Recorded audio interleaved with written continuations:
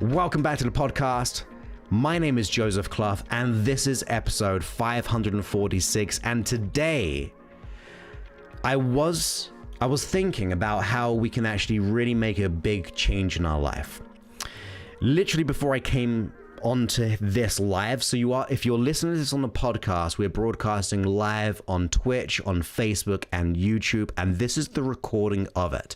We've had like a good 20 minutes of a pre-show chat of just like connecting with one another, really getting to know each other. So if you are interested, go to Facebook, go to YouTube, go to Twitch, just type in my name. I'll be right there at the top. You know who I am, Joseph Clough, C-L-O-U-G-H. And we're just kind of getting into things, and then we're like, okay, let's go ahead and start the podcast. Now today, I want to talk to you about a subject which is interesting in its nature, because we have goals and we have problems. The problems get in the way of the goals. Okay, so if we have limiting thoughts about ourselves or in our own ability, you might be going, Joseph, I don't feel like I'm good enough. I don't believe I'm worthy. I don't believe I'm deserving or capable. I feel like an imposter. I just have anxiety. I have fear. I have doubts. I have that scarcity mindset about money. I have that worry and dread about my relationship, my health, whatever it is, right? We have our goal of how we would like to be in the opposite, and then we have the issue. Now, there are positives within the negative. You see, the negative of the I'm not enough or worthy, or the anxiety, the fear, the guilt, the hurt, the frustration, the post-traumatic stress, the imposter syndrome, all those things. There is a positive within that negative. And you might be going like, Joseph, there is nothing good about anxiety. It holds me down. Well, everything that you go through is a signal. Treat it as not a symptom, although it is a symptom, but it's a signal to change. Your system, your unconscious mind, is telling you that something is wrong. Maybe you went into an event in the past, or you were in an event in the past, and it was traumatic. It was a significant emotional event.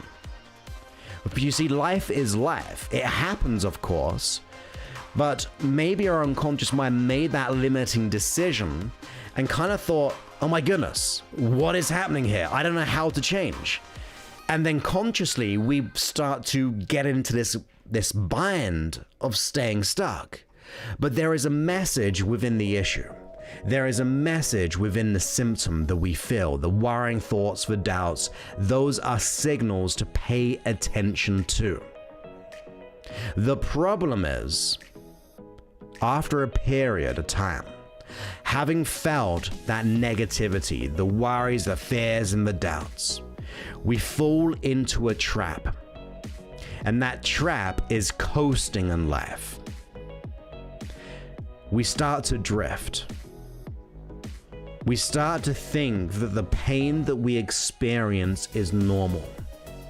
We tend to think that that belief that we have about ourselves of not being enough, or not being worthy, or not being deserving is a truth. We think that is our reality because we've played out that same story. We've repeated that theme in our life. Because of that one event or many events, we go through life, and after a while, we start to hypnotize ourselves to believing it to be true. And it's furthest from the truth. But we start to get into that level of acceptance, and that is the biggest trap. The issue is not the trap. The goal is not really, obviously it's important. It's the middle part. It's the no man's land. It's the thinking and the coasting and the drifting of thinking that who you are right now is normal. That it's expected to have anxiety. It's expected to doubt yourself and your ability. We actually create that within ourselves through the repetition. I'm not saying you consciously create it. I'm talking to your unconscious mind here. Your unconscious mind assumes that belief to be true, but it's not true. It's just a habit, it's a system, and there's why we've said this week, actually, that we're not broken. We're absolutely not broken. You have everything within you to make that change. You have all the resources within you to get to where you want to be. But if we buy into the lie, if we buy into our situation, if we buy into the story, if we buy into society, if we buy into what that person said or what that person did, that is the biggest injustice we can do, because not only did they hold us back, or not only did the situation hold us back, but now we're holding ourselves back. We're starting to believe in our own lies. And they are illusionary lies. It's not what the truth is. That's not who you are. You are so much more than that. You see, that set of pain that you experience, the emotions, the thoughts, the doubts, rather hiding from them, rather shying away from them, rather repressing them because it makes us feel better, because it's good to get out of pain, we're actually doing another form of injustice, because we're now just repressing. It's still there. You and I both know that. It's still there. It's just not processed. It's not... What's the word I'm looking for? It's not... Oh my goodness.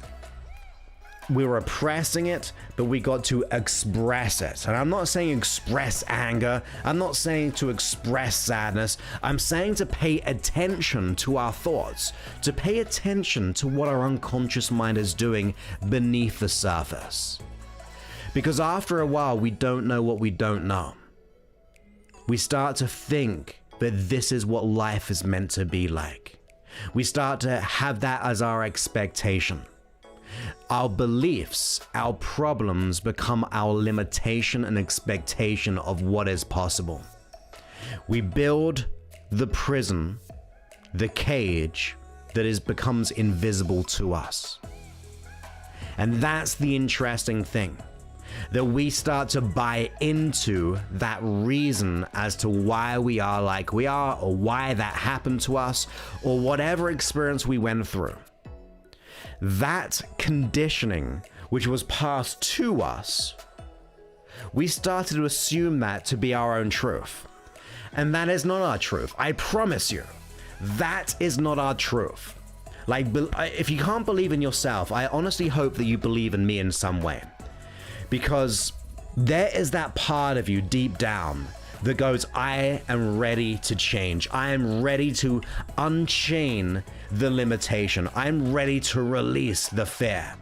We've got to be aware that that condition or conditioning from people or our past is not who we are. Did it have an effect on us? Absolutely. Did the limiting beliefs or limiting thoughts have positive intentions as to why we are like we are? Yes, because they're safety protective mechanisms. But we don't have to be defined by our past. We have to define who we are. And I know I've said this before, but I created me. And I say that in the best way of taking responsibility. You see, we get kind of molded by our past experience, and we feel like that's our definition. It starts to become our identity, and our identity dictates our capabilities, and our capabilities will dictate how we show up in the world, and how we show up in the world will show up in our environment. And then that environment, the lack of achieving, will then just reaffirm our identity again. That's the problem. Our inner belief goes into our capabilities, which goes into our behaviors, which then goes into our environment. And then we think, well, this is why I am like I am, because I failed, or because I'm an imposter, or I'm not enough, or that person said this, or what did this person think of me? That creates a vicious loop which feeds back to your identity, and that is not the truth. So realize there is a lesson in the pain. There is a lesson in the learning when it comes to the psychological being of us. We must assume that responsibility to make that change, and it's gonna be hard. And you know what? Good. Because the lesson is in the learning. And the learning is in the lesson of putting in the effort, putting in the dedication. Because if it wasn't meaningful to you, then you wouldn't do it. And that's why we coast sometimes. So how do we get from, because if we backtrack a little bit, there are two ways of motivating ourselves. One way is through pleasure, and another way is through pain. So the pleasure is at the goal. Oh, I want to be wealthy. I want to have that great relationship. I want to have that promotion. I want to be able to create my own business. I want fill in the blank. And then the other side of the equation is the pain. Oh, I don't want to be more in debt. I don't want to be in another bad relationship. Oh, I don't want to stay where I am. Now, of course, the idea is to go for the positive, like what you do want rather than what you don't want. But in what you don't want, at least it is an evidence procedure that something's not right, that something's not working. And that's the signal that I'm talking about, to be aware of what that resistance is. What is the resistance which is bubbling up within you right now? What is the resistance which keeps on showing up in your life? That resistance, there is a lesson there. It can cause you to break, but it can cause you to refine yourself. It could be the biggest instigator of your transformation. You see, when it comes to transformation, you will not change when everything is okay. You won't change when everything is good and great. You only want to change when things are bad. So that badness, whatever's happened to us, is a signal to pay attention. But the problem is we start to believe that to be a normal way of being. That's the coasting. That's the expecting that this is what life is like to be. But ultimately, if we're going to change, we need to wake up. We need to wake up to what is happening. Two ways, two very, very quick ways. We've got to consider the real pain of staying the same. If you can't list it out, you don't want it enough. I don't mind being brutally honest, because it would be of disservice to you if I were just to say it's okay as to why you are like you are. And that's not to dismiss the things that you've been through. That's not to dismiss what people did to us. I'm not saying that. But I'm saying is just to say that it's okay to feel like it's acceptable to believe we're not enough, to feel accepted that our pain is going to be lifelong. That to me is not right. So I want you to really get into the moment of going, look, this is not right. I am so much more than this. There's so much more of me to give and to live and to love. So we have to be aware of what our pain is. Shine a light to it. Because shining a light to it might actually show it up to be the illusion that it really is. Or at the very least, you know why you want to change. There are two whys in life. Well, there's technically three. The third one, or the first one I'll say, is the problem. While we have the why I am like I am. Those are the reasons, those are the justifications of why we should stay the same.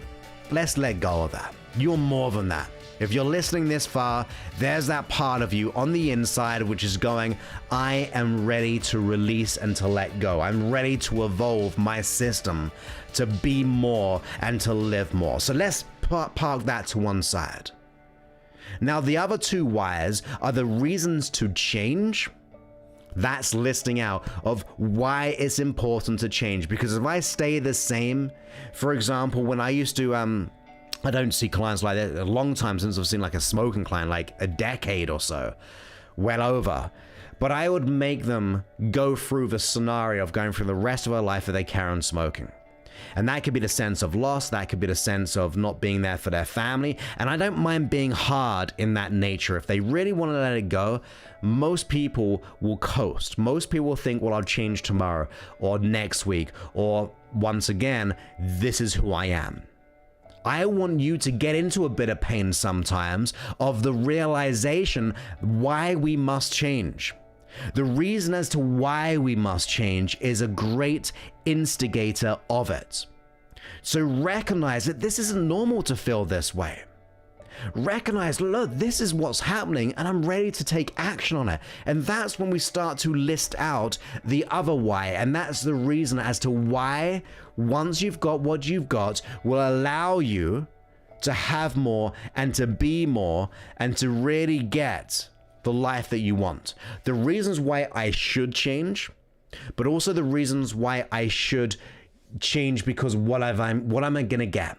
The reason why I want to change is because it will allow me to have that deep, meaningful relationship, not with just other people, but with who I am.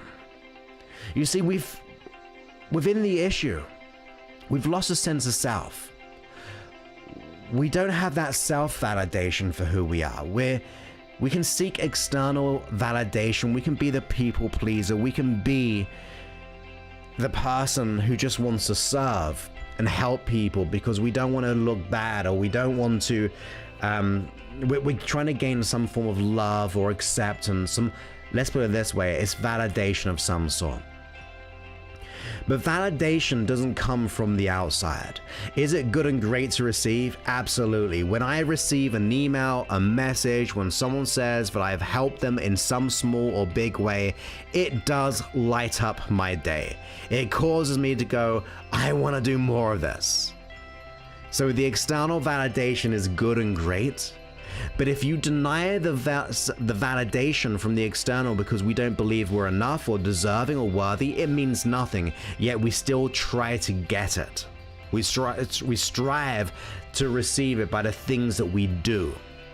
But that's not how you get validation. Validation comes from within you. When you have self-validation that you are so awesome, that you are so beautiful, that you are so, I would say, love as a way of being in the world, that you are the true nature of, like, I don't see what else is more perfect than you, because you're in this reality, and the reality would not be the same without you being in it. So we've got to get to the point of realizing that validation is not found through the external. It's found from the internal, which therefore allows you to receive the external with gratitude, with acceptance. So to sum things up, we've got the goal, we've got the pain. And if we've got the goal and the pain, after a while, that pain starts to become a normality. It starts to be an acceptance where we actually start to take it on as truth. Now is our time to wake up and realize that's not going to happen anymore to me. I refuse to buy into that expectation. I refuse to buy into other people's opinions of me. I refuse to buy into that this is going to be the life I'm always going to live. Because that is not who you are. That is what you've learned. That is what your unconscious mind has believed to be true with the best of intentions of safety. But you are so much more than that. When you came into this world, you are whole. You are love, in my opinion. That's just my belief system. I don't mind if your belief system is different, but I honestly believe that the greatest, purest thing of us, we're love. And love will conquer fear. Love will conquer any issue that we experience, because when we know who we really are, once we realize how awesome we are, even in the grittiness, even in the roughness of us sometimes, just because we have conflicts, it doesn't mean that we're not love. That's just being you. You want to be able to own who you are, realize it, and be the unapologetic, unconditional loving you to be and have whatever you desire. Yeah, it takes time, it takes work, but that's okay. That's life. It's better than staying the same. So list out all the reasons of the negative why. Like, I don't want this, I don't want that, I don't want this to happen. You may future pace it, in other words, if I stay the same, this will happen. And then we do the opposite in the positive. Can you notice where this comes from? This comes from, I'm going to get it wrong, you'll remind me on the chat, the Christmas Carol, all right? Do you remember the Christmas Carol? That's a whole different story. The Christmas Carol, which is going through the past, the present, and the future. And there are many, many epiphanies to be had in every one of those scenarios. The epiphany, if I stay the same, this is my consequence. If I change, this is my consequence in the future. And then to make a decision based on that. That is the waking up of life. That is the opportunity to shine and to grow. and to realize that there is perfection in the imperfection of you. And I've said this before, either everything is perfect so you can be good and great, just be you, or everything is not perfect and therefore we don't have to have as much expectation and self-imposed limitations upon us. Because we are so much more than that. List out the values of why we must change, then list out the values of what will happen once you change. Now, we were in no man's land. We were in the drifting state, the coasting state. Now we've bridged the gap and we're like, oh my goodness, this is why I've got to change. Oh my goodness, this is what I'm going to get. That will be the leverage to the unconscious mind. That will be the leverage to your unconscious mind, which will go, okay, this is why I should change. So part of the process of transformation is not the acceptance of the issue, the acceptance of why you should remain the same. It's the wake-up call. It's the realization that there's more to be had. You're more... I mean, here's the other thing. Many people don't seem to feel seen. Not many people feel heard. Not many people feel felt. And it causes us to go on the inside. It causes us to analyze, to self-sabotage. The fear of failure, the fear of success, the fear of not being enough, the fear of being found out. All of those things. But I do want you to know, and hopefully you get this. I mean, if you don't, it's fine as well. But genuinely and honestly, I want you to know that I do see you. And I honestly want you to know that. I see your potential. And I want you to feel as if you're being heard. But the way that you feel seen and feel heard and feel felt is to realize that you are the starting point. Other people won't do that for you. That's the awakening that I'm after. The awakening that there's so much more to be had. That there's such an amazing, beautiful experience, and that contrasting experience of this resistance that you're feeling will actually be the defining moment, because you'll now know what the darkness was, because now you know what the lightness is.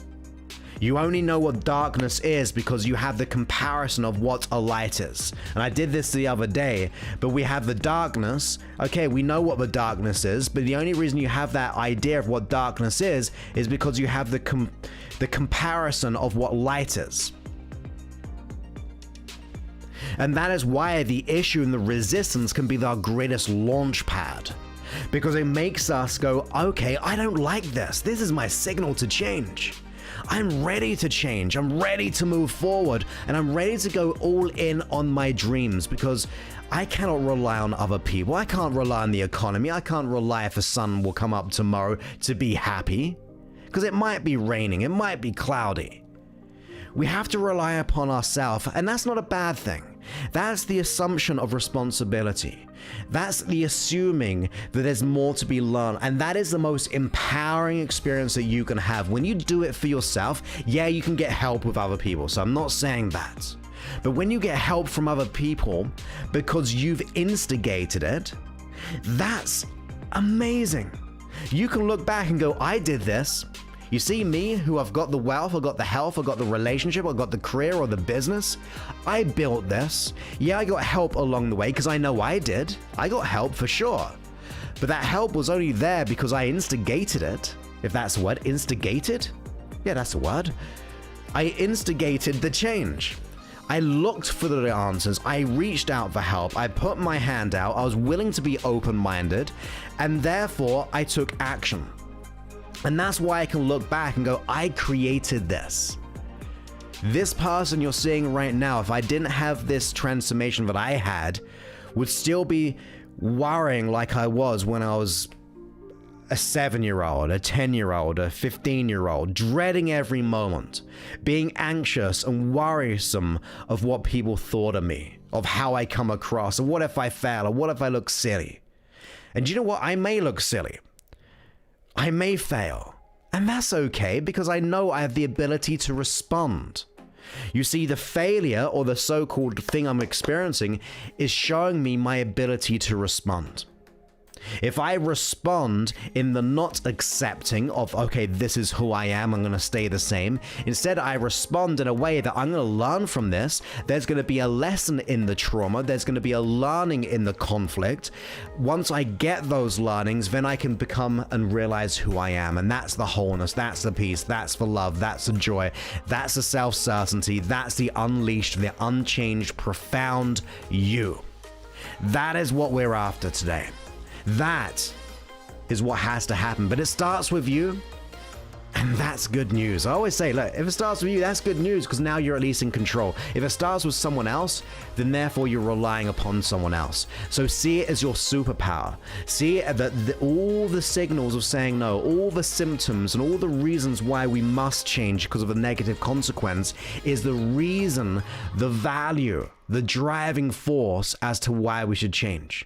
Another reason is when we figure out the why we should change and the why we should achieve what we want. Those whys ultimately are values. You see, once you come up with enough reason to change, you increase the value as to why you should change. Therefore, there's a greater emphasis of changing rather than staying the same. So we're shining a light on all the reasons to be profoundly moving forward and doing what has to be done. That's what we're after. That pain that we're going through, that psychological issue or conflict or whatever it is a signal to focus on what we want. Yeah, be aware of the reasons why we should change, but to not allow that coasting, that drifting, that no man's land of just staying the same and accepting it as, okay, this is normal. It's not normal. Pain is not meant to be normal. The emotional conflict is not meant to be a staying point. We're much more than that. We are ready to change and transform in every single way. So with that, I hope you enjoyed this. Let me go ahead and I kind of favorited some of the questions. So we got one right here. Let me try and get an order. And I said, Amy, you have the best questions. Does a nighttime hypnosis affect your REM sleep? So the first, I'll leave it up there for a second. There's lots of different studies out there, but the first 45 minutes of going into going into sleep, your mind is able to receive lots of powerful suggestions. I personally love it from experience, and those who I work with is because we're in bed, we're going to sleep, and then we're drifting off to sleep, which is handing over to the unconscious mind. So if we start strong by those hypnotic suggestions, we're almost saying, look, this is time to change. Many people who've listened to any form of nighttime, although it can take time to get into or to learn, but many people will just start to enjoy it. It'll be a part of their ritual of getting comfortable, relaxing the mind and body, and then going into that profound sleep whilst changing. So although I don't know the exact studies, like off the top of my head, the first 45 minutes or so, I think it's actually the first hour, your brain is assuming, and then later on in time, that's when we access the REM state. So really, really good question here. So I'm going to go to your second one. I'm going to go through yours first and then through anyone else's. 2, if you get in a bad or stressed mood and you don't have the time at the moment to listen to a hypnosis, is there a trick or advice to change your mood quickly? Yes. Great question. You're probably going to be bored of me saying, Amy, you have great questions, but I'm going to say it again. Great question. It's our ability to respond. You have to, it's not about, oh, something happened to me in this, my boss shouted at me. Oh my goodness, I got to listen to a hypnosis track. That's not, although it's good to be able to, if that was possible, but it's our ability to catch our process. It's the ability to catch our experience. Most people, if we create like the theme of this, is most people remain the same because they expect it to be the same. And it becomes self-fulfilling. But when we start to wake up to the fact that, okay, I saw my boss, they said this, usually in the past, I would have then felt anxious, worried, fearsome, and all those kind of things, and then go in a downward spiral. Our job is, when that happens, recognize it. Notice it. What is the process here? What can I do to interrupt the pattern? When this happens, how can I feel differently? So the more you start to interrupt that unconscious process by being consciously aware of what is happening, you will start to interrupt it. You'll start to pay attention. It won't only just be unconscious now. You're starting to break down the system. You're starting to break down the strategy so you can interrupt it. So ultimately, being conscious of what is happening, being conscious of your experience, causes you to then go, actually, if I can interrupt this through other things, and it could be anything.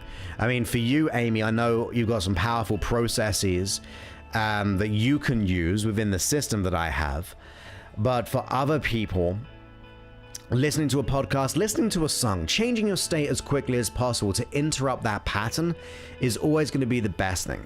Just make sure it's a good thing that nourishes you, not an escapism like alcohol, drugs, food, because now we're relying on the external again. We want to be able to interrupt the pattern by doing something that we can do. Like, what is the learning here? Is this true? Is it not true? Did that person mean this or did they mean that? So we're starting to analyze in a good way to have a new perspective. Really, really good question. When it comes to doing a gratitude list, is it good to say it out loud or write it? If I were you, I would do both because we're utilizing different modalities. So we have the visual modality, we have the auditory, which is our hearing, we have the kinesthetic, which is our touch, we have the olfactory, which is our smell, we have the gustatory, which is our taste, our 5 senses. So if you are able to engage more of those 5 senses in doing a process, like doing a gratitude list, more the better. Like if you're typing, or let's just take it, if we're just thinking gratitude, that's just a thought. If I start to write it down, don't type it, but write it down physically, you're now engaging the kinesthetic of you. You're using your muscles, in other words. You're saying it on the inside, and if you're saying it now verbally, you got more auditory there. So you got the auditory, you got the kinesthetic, the feelings, and you've got the visual because you're seeing it on pen and paper.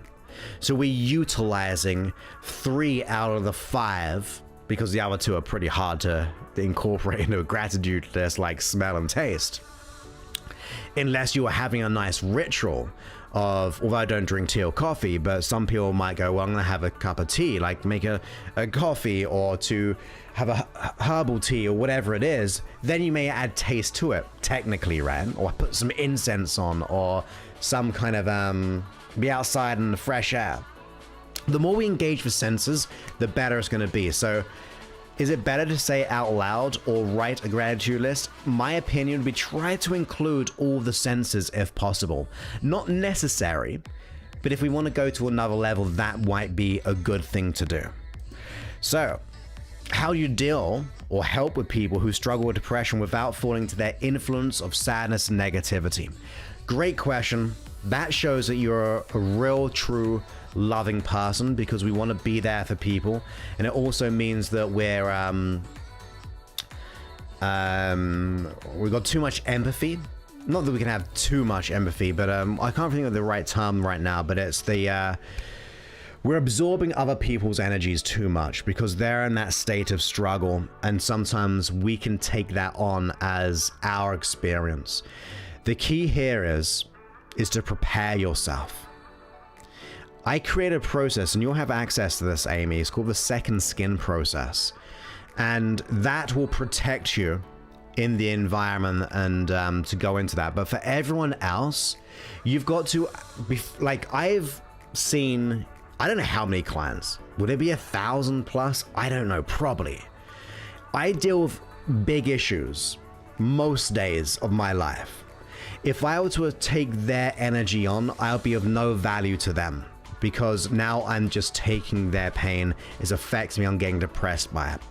The only way I can help them is to realize what theirs is theirs and what is mine, and what is the best state that I need to be in to be able to shift their state. I want to be the example. I want to understand where they are and what they do, their processes, their strategies, the core issue. but it'll be of no value to them if I meet them where they are. I want to understand where they are, but not meet them where they are. So I want to make sure that if I am going to be around people, I enter that situation with protection by realizing what mine is mine and what theirs is theirs, and telling yourself, look, this is a situation, I'm going to make sure this is who I'm going to be. I don't need to be able to feel their pain or depression or struggle in order to relate to them or to be hanging around with them. The other aspect is, if we do have to be around people, make sure that you surround yourself with other people who will lift you up. I've always said this, you are the sum of the 5 closest people around you. So if we're surrounding ourselves with negative energies, it will cause us to feel down, because that is the sum of our experience. So if there is that one person there, at the very least, other than what I've said, make sure we turn the scales. We kind of add more positive into the situation. Even going into like listening to empowering music before you see that person. Take care of your own energy, because once again, you will not give any value to that person by taking on their emotion. It's not a form of relatability, if that's the word, relatability. I think that's the word. It's about our ability to understand where they are, but not be where they are. So maintaining our state is really, really important. So we also got, how does someone deny outside validation? So how does one deny their outside validation is by understanding what your own internal validation, because if what we're saying here is we're accepting their outside validation of truth, right? So if we want to know how to deny someone's outside validation, we've got to realize that we're presently accepting that external aspect. How does someone deny outside validation? And the other, if I'm getting this right, it's not always about, because it depends here. I'm trying to figure out the intention behind the sentence, because outside validation is good. It is good. Like if you say something nice to me, I'm going to receive that with gratitude. I love being validated, but it doesn't define me. External validation doesn't define me, it adds to me. The internal validation is the main starting point.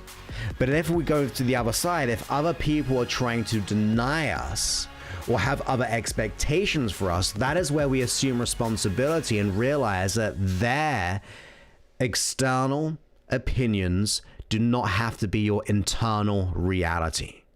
We've got to consider and notice the difference between what is theirs and what is mine once again. So we've got to wake up to that fact.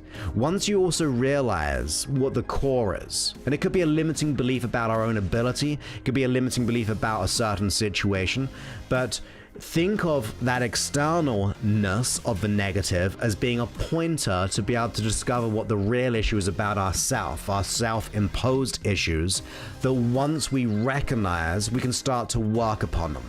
So think about the external as being a signal for us to work within ourselves to make the change. And that's why I think it's a beautiful process, because we're going, look, I'm paying attention and maybe there's a lesson or there's a learning here. So hopefully that answers it pretty well for you. If not, go ahead and let me know.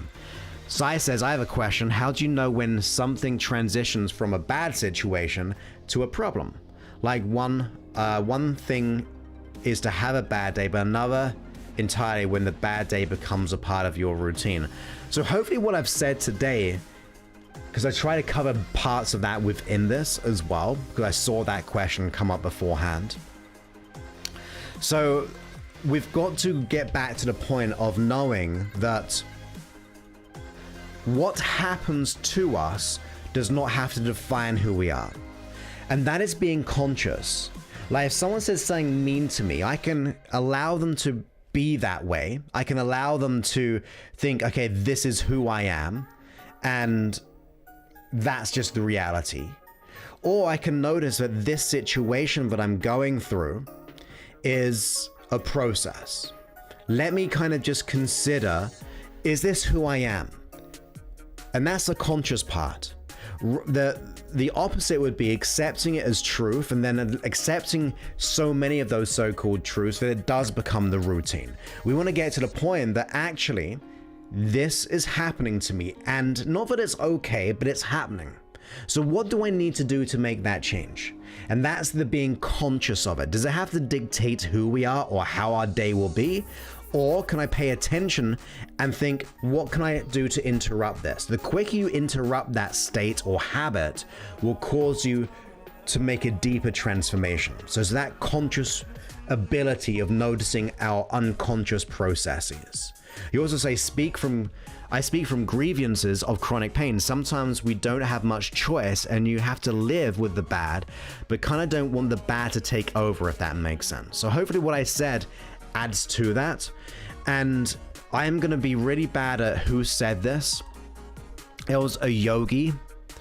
I cannot remember, but what it was, when there's negative, it's he didn't say anything like this. I'm just going to say he did not say anything like this. So this is my interpretation.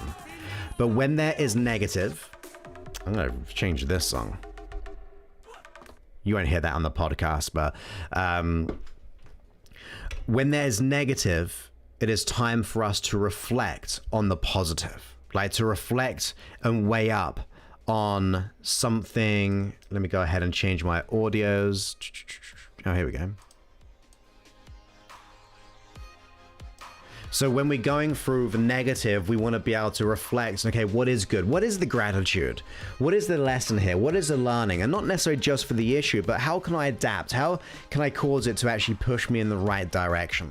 What can I do to change my state? Is it to be able to connect with someone? Is it to express something? Is it to, like, the more we interrupt it, the more we start to get into it and actually realize what's happening, we have the ability to do something about it. So yes, pain is pain. And I also wonder, is there a way we can manage it a little bit better? I know getting into like the hypnosis side of the pain management and so on, but is there a way that we can start to regulate it? Not because pain is there for a reason after all. Like if we were if I got injured and I got out of pain, I might get in more pain if I wasn't aware of some pain, because I might be putting myself in different situations I shouldn't be. If I broke my leg and I kept on running it because I didn't feel pain, it's going to create more damage, in other words.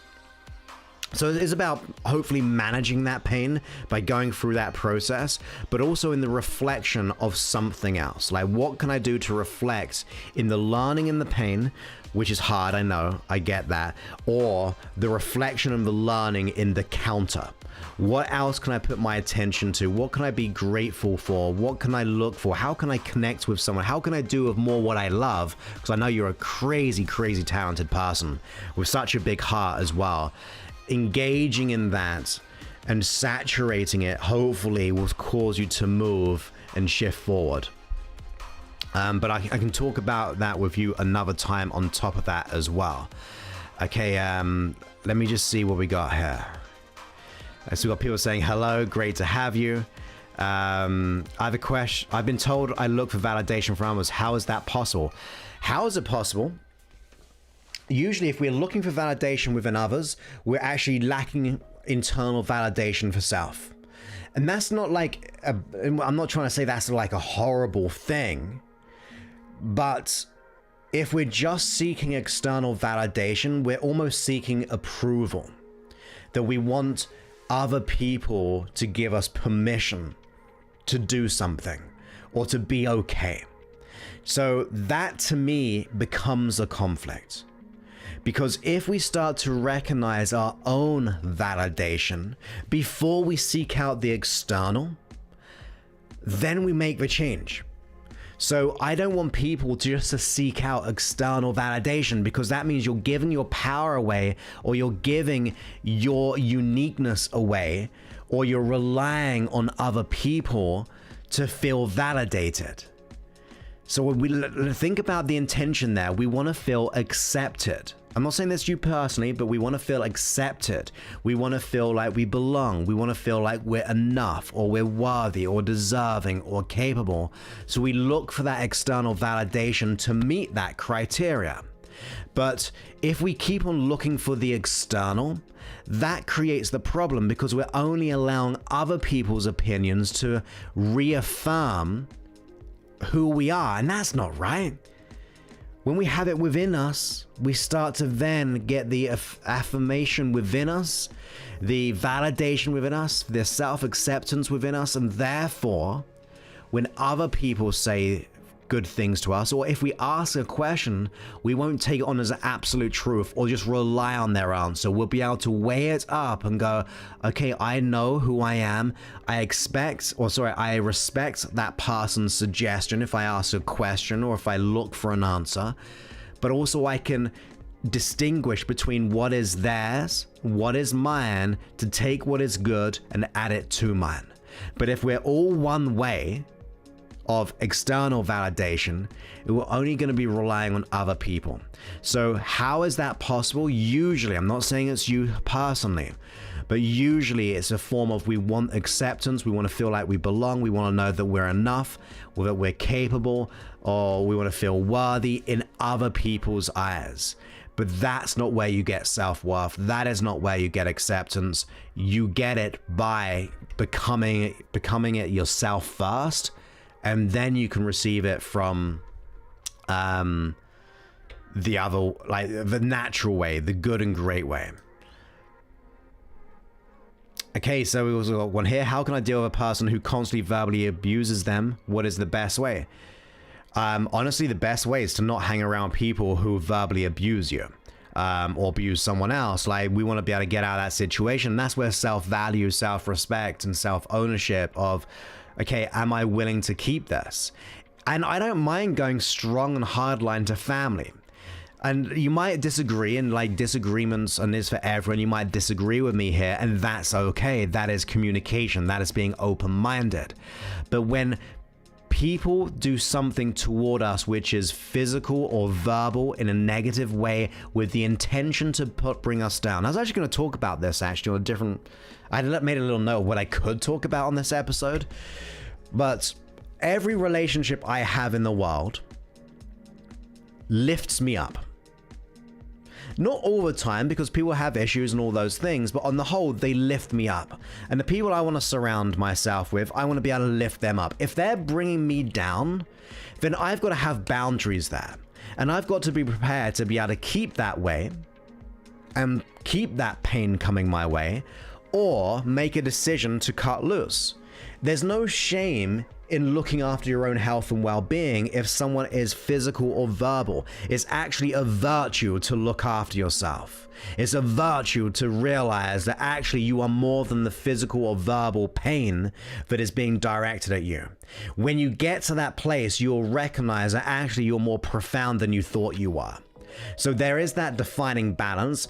Yes, you've got to make that judgment call. It's hard for me to do it, but I kind of go hardcore sometimes. I'm still a very loving guy. Like, I want to help people. My friends, family still have issues, but if they're doing it directly at me, intentionally, not unintentionally, but intentionally, there's a difference, then I've got to make a decision. Family, friends, business people, clients, I don't mind sacking clients, because I'm not of best value to them if that's the case. So hopefully that helped there. So we've got more people coming in. Yvonne says, great talk, bud. Joseph, lots of great stuff, info, and great directions. Perfect. And namaste to you as well. We've also got Veronica saying, the leverage of the unconscious mind is the wake-up call to positivity. I love that, Veronica. You are awesome for having that distinction and an epiphany when it comes to that. Yvonne says, ever since reading your book and starting the gratitude journal, the amount of times throughout the day I find myself thinking I'm grateful for is increasing daily. Feels amazing to be appreciated of the now. That's awesome. That's what I mean, Yvonne. That's such a great observation, because you started to interrupt the pattern. Usually most people will just think that this is the reality and the normality of the pain and the suffering of the psychological. But once you start to interrupt it, your brain will start to take over. You'll instantly, and that's why I say this all the time, my brain is wired. If there's a problem, there's a solution. If there's a problem, there's a challenge to be overcome. That is just how my brain is wired now. It was never that way once. It was the opposite. But after that time of transformation, we hand that new way of being so that becomes our new reality. So I really love how you said that. Great, great, great, Yvonne. Amy says, hi, Joseph. Hi, Joseph. As always, nice to see you. Well, it's great to read your comment. Thank you, my friend Amy. John says, panic attacks are a permanent fixture for me and have been for some time. Exercise and hypnosis can help me calm me down. Any other tips for weathering the storm, which I can add to my toolkit? I would always look for the cause of the panic attack. You see, I know I've got like a hypnosis track for panic attacks, which is obviously good and great. It helps. But I want us to get to the point of understanding what is the cause of the panic attack. What is the real issue there? If I start to discover and recognize what that core is, which creates all my symptoms, if I let go of that cause, then all the symptoms will disappear when it comes to the panic attacks, in my opinion. So my goal, my dream for you, John, would be to discover what the root cause is and then work on that. Yeah, listen to the panic attack hypnosis, but simultaneously look for the cause of that. It can be tricky, take time, but absolutely that's what you gotta do. It's like going to a doctor. The doctor's not going to just treat your symptoms, they're going to diagnose the cause of the symptoms. So that's why we've got to do that when it comes to the psychological of our happiness. So hopefully that helped. You also say thanks for all you do. You're more than welcome, my friend. I know you've been a long time listener of mine, so I appreciate you. True Self says, hello, made it. Well, it's great that you made it. Marcia says, very true. We tend to forget that our circumstances right now doesn't define us. Absolutely. It can be the instigator of transformation.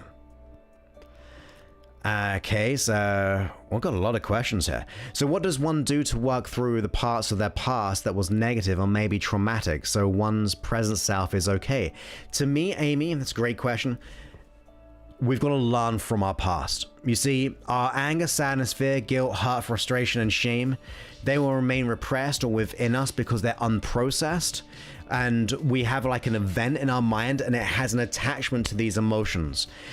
If you think of every emotion that we have, which is the conditioning of how we see our past, we have like the anger as a form of protection. Sadness is to, in a way, it's the kind of like we've been hurt or something's happened to us. Fear is protection. Guilt is so a protection because so we don't do something again. Hurt shows that something's happened to us. Same thing with shame when it comes to like guilt. You see, they're all intentional to try to help us, but they remain repressed. So the only way to transform, in my opinion, is getting the unconscious mind to learn from the past. Because if it learns, it's now safer. So therefore, it doesn't need to hold on to those emotions. Did the event happen? Yes. But if you can imagine for everyone on the podcast right now, if you could put your fist up and then imagine putting your hand around the fist, the hand around the fist is like the emotion. We preserve the learnings, we release that hand off the fist, and therefore we just have the event or the memory. So we can look back with clarity and go, okay, I went through this. Not nice, not good, but I don't have that energetic attachment to it. So I would definitely look for the learnings unconsciously to process the emotion. Once you do that, you will work through that emotion. And more importantly, you will release it because you've processed it. So hopefully that helps. So that is what I'm seeking, the word of approval. Seems I do that all the time and didn't realize until someone told me today. Well, that's a great epiphany to have. It's like, oh, wow. I don't have to, like, that's what I do. That's the process. Now I realize that I've been seeking approval. How can I work on letting go of that? Therefore, I can really get the self-approval rather than the external one. So, John, that is a great epiphany to have. So, thank you for that. Okay. Amy says, you said in a quote, I don't have the time for hate in my life. I choose to love and let go, or something to that effect. I try to remember that always. Well, thank you. That is, if I said it, I always forget what I say. because I just speak and see what comes out half the time. But I love that as well. I don't have the time for hate in my life. I choose to love and let go. Awesome.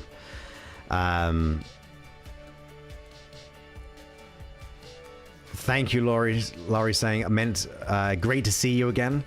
Okay, we got one more, I think. Okay, Veronica says, I wonder if in the end of sorry, I'm going to say it again. I wonder if in the end that my medication will cause me not to experience the anxiety that I am the reason I'm meant to experience. I also fear terrible relapse if I skip a dose. You mentioned pain earlier. You mentioned something like you hurt yourself, you don't feel your pain, and how would you know when to stop? But in my case, I'm meant to take medication. I take some certain drug there for bipolar, schizophrenic diagnosis, just speaking my mind. So yeah, I mean, when it comes to like medication, I'm always a great advocate to medication for when it's really needed. So that is why if we go to our general practitioner and ask them, look, if I go through this process and if it causes me to be able to feel better with the medication, where can we go with this? Like, he's coming up with a plan and then getting that reassurance from a medical practitioner. That is vital. And that means you got to plan together though. What are the solutions here? How can we alleviate some of those fears? And that means you're working with maybe a holistic practitioner simultaneously with a medical practitioner. Once again, that is vital in my world. That is something that we must do with bigger cases of mine. I mean, it's okay that we have those cases because life is life. We got to just work with them. But I would absolutely try to kind of alleviate those fears and to let yourself off the hook by saying, look, I can keep doing this with the medication and be open, not fearful, but open that one day maybe there's that possibility working with my medical practitioner that I can get the ease and the release. That is what I really think about that. That's my mindset, working with highly skilled professionals in the field and the specialist of what we're going through. Like, that's why I only work with certain clients, because I like to think I'm a specialist in a certain area or an expertise in a certain area. And that's why we should seek out specialists to be able to alleviate those pains and stresses. So, with that, my friends, it's been a great, wonderful Friday evening, and we've been, oh my goodness, this might be the longest stream I've done for a long, long time, in years. We are over an hour and almost 20 minutes. I don't know how we can put this into a podcast. We shall see. Maybe we'll just put it out there and just see what happens. Other podcasts go on for like hours, and I still listen to them. So hopefully we'll do the same on the edit. But I hope you've enjoyed this. Once again, if you want to go ahead and access my free hypnosis app, go to freehypnosis.app, and that means you can download it on Android or iPhone. You get over 500 free coaching and hypnosis audios. You can also pay for in-app purchases. You can even unlock the whole app. And Sai said, in the beginning before this, we said, because I like feedback, and I said, should we go for a chill episode or should we go to an inspiring episode? And so I said, quotes, let's chill, LOL. Yeah, I don't know. We went where we had to go, I think. I like to trust as well. Yvonne says, been a pleasure.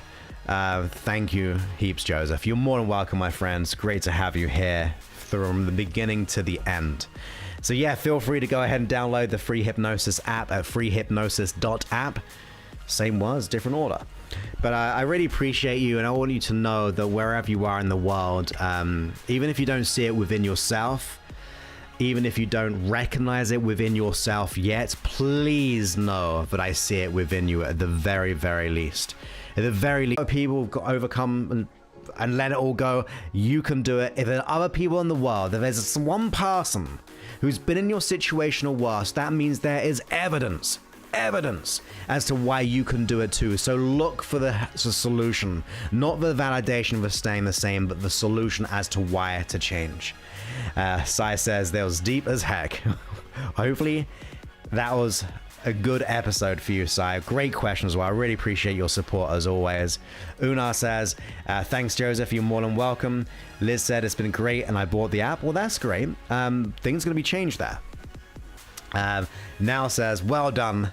Great show as always. Well, I appreciate you now, and I appreciate who you are as a person. This person, by the way, Now is someone who is one of the kindest people. He doesn't always come across that way. Well, he doesn't think he is, but he's a very kind, loving guy, and I respect and I just think he's awesome. So I appreciate you now. You are awesome and profound in every way. So with that, my friends, I will leave this episode. And by the way, just very quickly, if you want to be a part of these live broadcasts, because you'll be probably listening to this on a replay or in the podcast or in the app, go to Facebook, go to YouTube, go to twitch.com, search my name, and then you'll be able to get notified, hopefully. And that means we can actually have a little connection. We can connect, we can talk with one another, and we will then be able to really kind of get into the live experience. The pre-show is always good, and obviously being live means I can just connect with you, and I like to think that I love it, and I think other people are as well.